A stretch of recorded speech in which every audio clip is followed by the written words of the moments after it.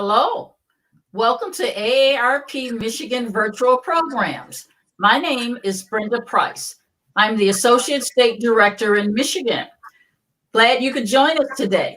Our topic is financial empowerment for family caregivers. Again, thank you for participating with us. Our special guest speaker today is Dr. Peter Lichtenberg. He has a wonderful presentation for you. Before I go into a further introduction, I want to say to you, you are on Facebook and you can write any comments that you have or questions you have for Dr. Lichtenberg in the comments section, and we will pick them up and he will answer your questions at the end of the segment. So let's move on. Our special guest, Dr. Lichtenberg, is the director of the Institute of Gerontology and the Merrill Palmer Skillman Institute. He is also a professor of psychology at Wayne State University, a clinician and researcher throughout his career. Dr. Lichtenberg is one of the first board-certified clinical geropsychologists in the nation. He has made many contributions to the practice of psychology across a variety of topics and areas, including Alzheimer's disease, medical rehabilitation, and for those suffering with late depression. He is particularly interested in the intersection between financial capacity and financial exploitation, finding ways to balance autonomy and protection for older adults. Join me in welcoming Dr. Lichtenberg for his presentation. Thank you. Thank you so much, Brenda. So delighted to be here and this financial empowerment for caregiver overview today. Go to the next one. So we see that there's been an increase in the number of caregivers and the percentage of people that are providing care. So you can see from 2015 to 2020, 10 million more Americans are providing some assistance to an older relative or friend. And that makes it 1 in 5 are providing some unpaid care to an adult with health or functional needs. So it's a big issue. What I want to do today is talk about cognitive aging and how that interacts with financial management skills, what the challenges and needs then are for caregivers. I want to introduce you to our trainings and scales for caregivers on olderadultnestegg.com and then provide a summary. So let's get started with a primer on cognitive aging. Classic cognitive aging talks about cognitive ability or thinking skills in 2 ways: crystallized and fluid intelligence. Crystallized intelligence is your expertise, your collection of facts. Think about your vocabulary. You add to your vocabulary throughout your lifespan. It doesn't decrease, you just add to it. You add knowledge. You don't have to forget the meaning of a word in order to learn a new one. And so the same is true with whatever expertise you pick up through your adulthood. And so crystallized intelligence really doesn't change throughout the lifespan. On the other hand, fluid intelligence, you think about reaction speed, we all slow down. We think about memory for new information, even just a little bit, we start to see changes when people get in their 70s. And the same with problem solving and planning for new complex information. Here's what some fluid intelligence curves look like. You can see that really very modest changes, even in episodic memory, which is memory for events. Very modest until the 9th decade of life, people are in their 80s, and then we'll see big changes or significant changes, but there's a lot of individual differences, as we'll see. Look at these curves. These show different individuals who started in their 70s and were followed on a 7-year period. So they ended up somewhere between age 77 and 86. And look at that top graph. These are the maintainers. All the folks that are listening today, this is you. These are the people that are maintaining their cognitive skills. And we know people like this. They're in their 90s and they're just as sharp as they were in their 50s and 60s. And guess what? They really are. And this is anywhere from 15 to 20% of our older population. That middle graph is the graph that we were showing in the last slide, the normal group. If we look at the majority of people, about 2/3, we'll see that, or even closer to 70%, we'll see a slight change as people get towards year 8 of this study. And then this is the one that we're scratching our heads about 10 to 12% of individuals who they do not have a dementia, but for some reason, their memory is getting worse.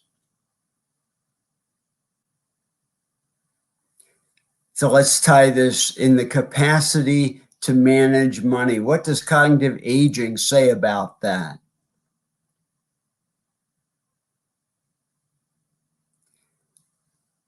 Okay, so one of the questions is, given cognitive aging, we saw some of the declines in fluid skills.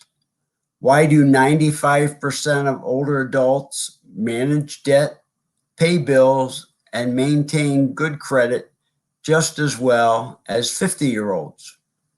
And the answer is crystallized intelligence for those who have been managing finances for years. So let me remind you that crystallized intelligence is about expertise that you build up. If you've been managing your bills and your finances for years, you build up a lot of expertise in how to do that. So for those who have to take over finances, and I'm speaking now to a lot of spouses who are caregivers and have to take over the finances when their spouse either becomes too frail or begins to have such memory problems that they're no longer able to do it. When you take over those finances, it becomes a fluid intelligence task, and it's very much effortful. So it's not crystallized.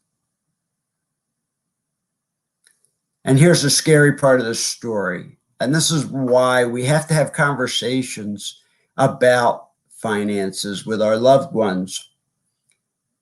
This study, which is the largest population-based study in the United States about aging, showed that across a 2-year period, anybody who had a 10% to 15% decline in their memory experienced a 15 to 18% change in their wealth, a decline in their wealth. And what was so frightening about this is almost 2/3 had this cognitive decline, but were never treated, never diagnosed, probably never even realized, but maybe their caregivers did.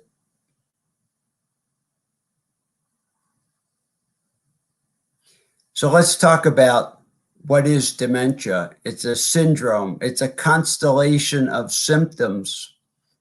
It interferes with the ability to function. And one of the first things it interferes with is driving, finances, taking your medications properly. It represents a decline, a change from earlier functioning, but it's not due to what we call delirium, an acute confusional state like an infection or so forth. And it's not due to a major psychiatric disorder. But it can be due and is due, has to be due to cognitive impairment, which is detected through history and objective assessment, so testing. And has to be in at least 2 domains. So that's a syndrome of dementia. There are many causes, but let's take a look at the most common cause in older adults. Here is Alzheimer's disease. First thing is you've got to meet the criteria for dementia. The second thing is the onset is insidious or sometimes invisible. So you have to really look at some of the changes. Alzheimer's disease is progressive, so there's a clear-cut worsening of cognition as the disease progresses. And there's a variety of presentations, with memory problems being the most common, but not the only kind of early presentation of cognitive symptoms of Alzheimer's disease. And we won't go into this one, but there's some things that you have to rule out in order to rule in Alzheimer's disease. Remember, it's still a clinical diagnosis. The only way to definitively diagnose Alzheimer's disease is really through brain autopsy. And most of us don't want to do that during our lifetime. So we'll go ahead and go to the next one. How do we detect dementia? There's 3 ways I want to teach you as a caregiver to think about detecting: self-report, your observations, others.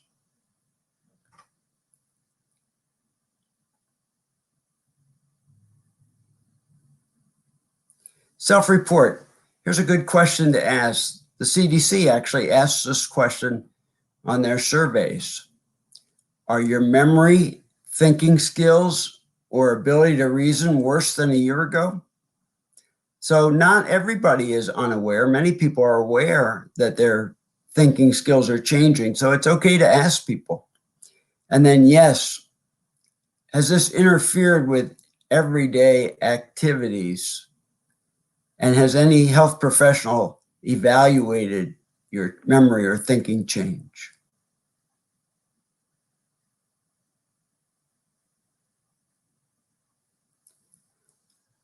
Here's some questions as a observer that you can ask yourself.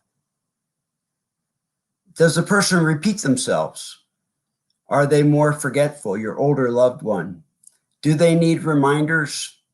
They seem sad or cry more often.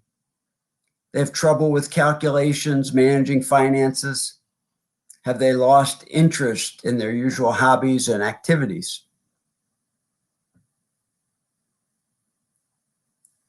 Do they need help with their basic self-care, bathing, grooming, dressing? Or are they irritable, agitated, or suspicious? Are you concerned about their driving? Either they're getting lost or you're feeling unsafe in the car with them. Or do they have trouble finding their words? One thing I want to point out is that dementia, which this scale is trying to detect symptoms of, is not just about memory or thinking. It's also about function, like we said, finances, driving, and it's about personality, like irritability, depression, agitation, apathy.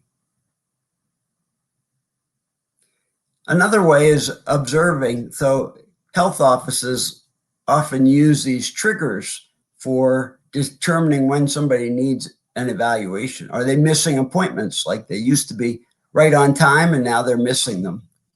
Or they're confused about what instructions the doctor gave them and they're calling the office frequently.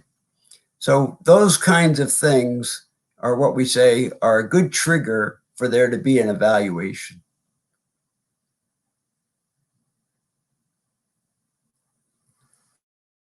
olderadultnestegg.com.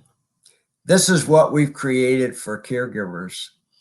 It's a little hard to read, but let me tell you about the 4 online narrated training modules that we have there. The first is detecting early cognitive impairment. So we'll go through a lot of the things I covered and a little bit more. The second is uncovering financial mismanagement. One of the ways people lose their wealth is they're more vulnerable to exploitation. And so we want to make sure that that gets covered. Navigating difficult conversations. You know, money is often a taboo topic. And so is giving up control over things for many older people. So adult children and spouses have to understand, how do I make a difficult conversation safe? How can I have it so that it's impactful and we both come away feeling good about it, and things are understood the way I meant them. And then finally, managing someone else's money.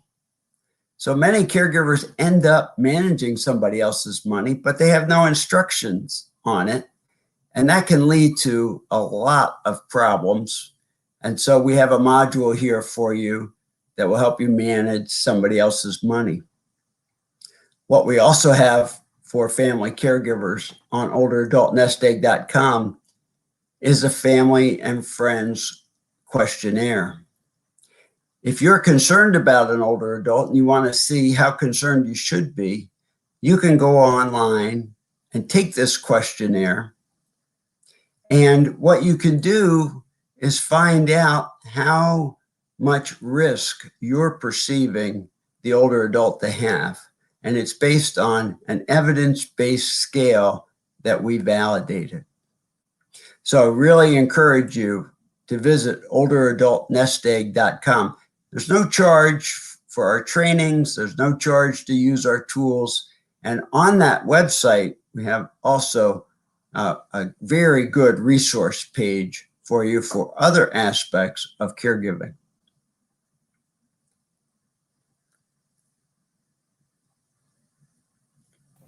That was wonderful. That was a lot of information. We do have a few questions. One in particular just came in. Repeat that address again about where to get information and take the survey. Olderadultnestegg, all one word, .com. Olderadultnestegg.com. You can see it on your screen there. When you get on there, you want to click on the family and friends page. And you'll see at the bottom of the page is a link to the Family and Friends questionnaire. And it will give you a report, by the way, when you're done with it, that you can take to your doctor or your financial planner, your attorney, anybody that might be in a position to assist you. Now, who's doing the survey? The person that is the caregiver or the person that may be having some challenges? This one is for the caregiver.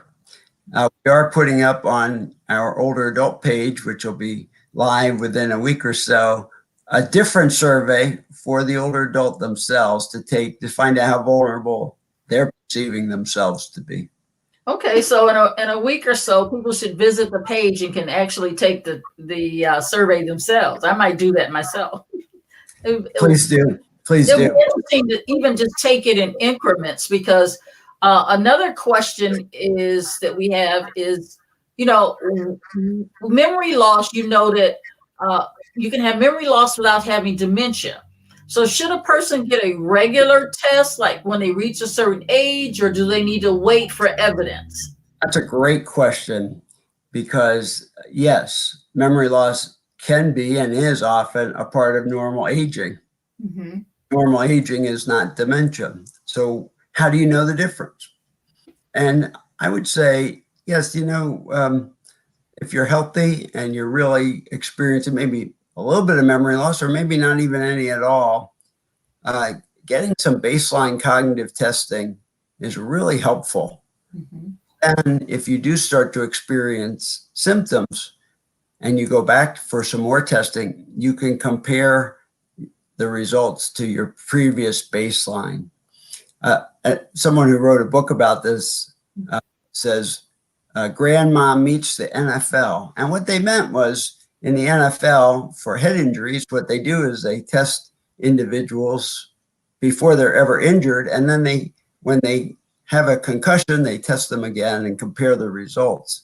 And so this author was talking about baseline testing can be so helpful.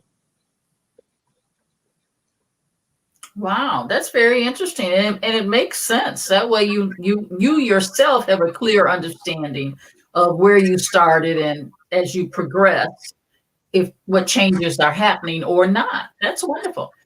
One person wants to know: can they make an appointment independent of their spouse for that person to be tested for any impairment?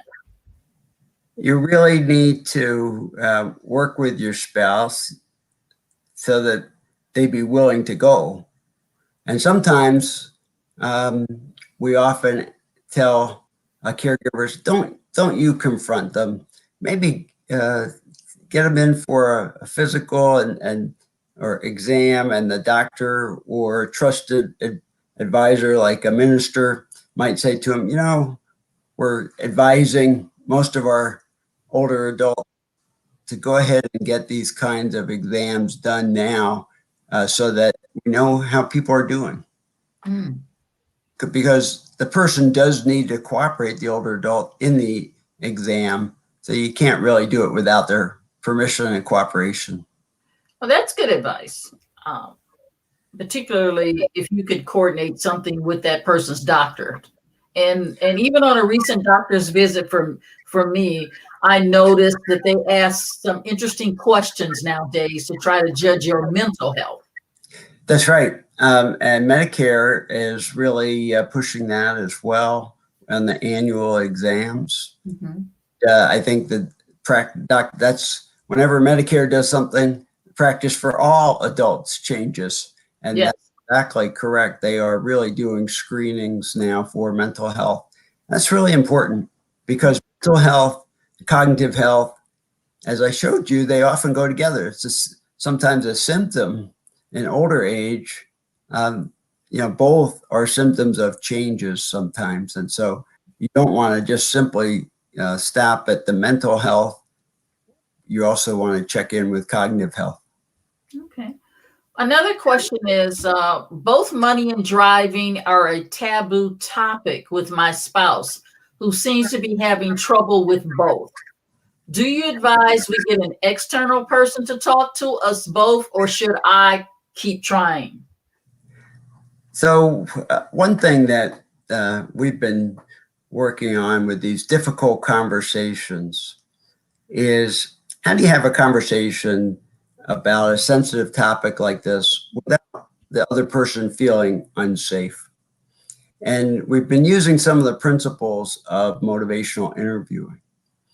Most of the time, people kind of have a sense that things are going a little bit awry, or at least they're feeling a little bit conflicted about it. Mm-hmm. We want to try to tap into, well, how are they feeling about money and financial management? And have they noticed any changes, any mistakes? Do they know anything about how older adults are getting targeted for financial exploitation? How are they protecting themselves? Mm-hmm. Those kinds of issues. You could do a similar kind of conversation with driving. Do they know, for example, what age-related changes impact driving? Think about it. It's not just cognition, it's your eyesight. It's arthritis perhaps in your neck. You can't turn to actually on the sides.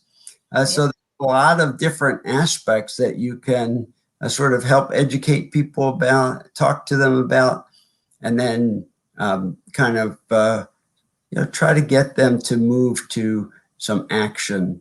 Mm-hmm. Like, how about if I work with you on paying the bills? Mm-hmm. I'm ready to pay them if something should happen. Mm-hmm. Or how about if we think about driving retirement, and how would we become semi-retired in driving? Yeah, that's interesting, because I had a situation in my own family where my aunt had been diagnosed with dementia, and she was still in the early stages. But she was doing things that were not out of her norm. She was isolating, not thinking about the things and activities that she used to engage in. And her husband asked me to stay with her one weekend when he went away. And then he asked me to take her to the bank because he didn't think she'd been taking care of her banking. So when I asked her about going to the bank, she was just on point and said that her husband just wanted to know about her affairs and that everything was just fine. And so when he returned, I explained that we did not go to the bank, but I knew she did not want him in her business. So I said to him, does she check the mail? And he said, no, she's had no interest in the mail. I give her mail and it's never opened. I said, well, since you picked the mail up from the mailbox, start to open her mail. And sure enough, all of her pensions and whatnot were going into trust because she had not cashed a check in so long. Yeah. Yeah, that's a great point. The mail is so helpful in a way of detecting financial mismanagement. Mm-hmm. And see if there's bills that are lying around on the table that just didn't get paid. Those are the sure signs. Take a look in the checkbook. A lot of older adults still use checkbooks. See how different it might be. The number of outs, the fact they stop doing the math, they keep a balance, just the handwriting. Those can all be tips to cognitive decline and financial troubles. Yeah. Well, in her case, he paid all the bills, so none of that was a red flag. And the only thing was, did open her mail to find out she had not been paying attention. So I always thought that to be a very interesting story and a very interesting way to check in on somebody. Really shows how you have to be a bit of a detective, and that you're looking at people's lives just in a different way. You're looking at what they do. Yeah. And, like the home and hobbies that changed. That's a very important part of a changing cognitive because it impacts how we spend our time and whether we still do the things that we used to enjoy for years and years. Yeah. Well, in closing, I'd like to know if you have any remarks about Michigan. Are we any different than any other state as far as this topic is concerned? Is this just the norm for America, or is there anything different about what we see in Michigan? This is the norm for America.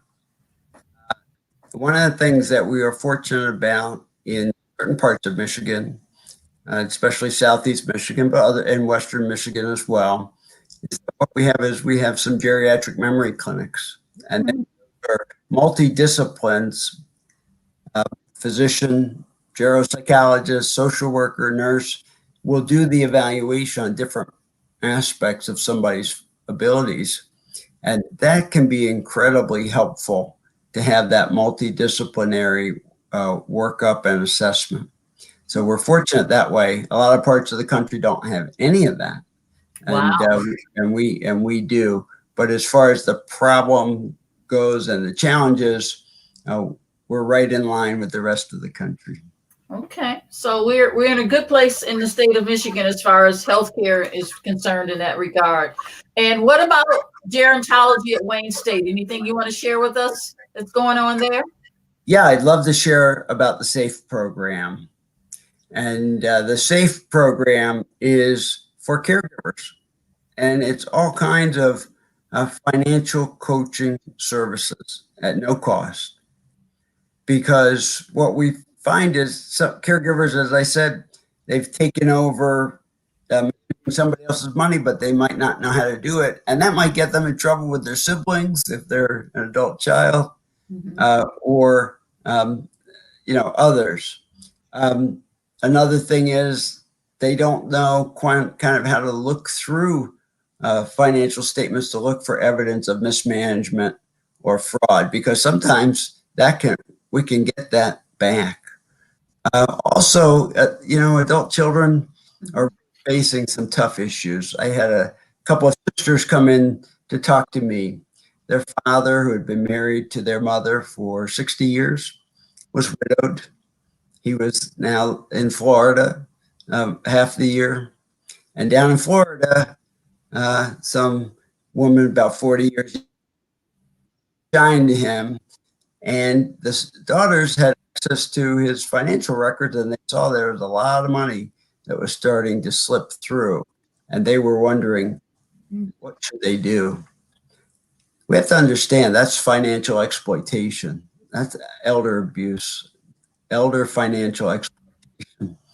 We have to intervene, or people will take until there's nothing left. So I encourage the daughters to convince him to come back up and visit. And they shuttered the house down in Florida, and it worked out. Okay, they didn't have to confront him about this relationship. They just sort of moved him to a different direction. But that came through the safe financial coaching piece. We've had other issues where other family members are taking advantage of the older adult and the caregivers trying to figure out, how do I stop payments on this? How do I stop, like we had one where a granddaughter took out a student loan in the older adult's name. We were able to stop that. So we're there. If you're having trouble, and if you're having trouble just even budgeting, we'll with you on that. The SAFE program, we've serviced over 100 individuals in the last couple of years. Over half of them we've either saved or returned money to. And caregivers are really finding this to be helpful. Well, that's wonderful. We've worked with Ms. LaTanya Hall. She's done some wonderful presentations on our Facebook Live. And so we are very happy to partner with you so that people can get these one-on-one coaching and information at no cost. We appreciate you. We appreciate Ms. Hall, and we appreciate Wayne State University. Thank you for joining us today. Thank you so much. I really enjoyed being with you.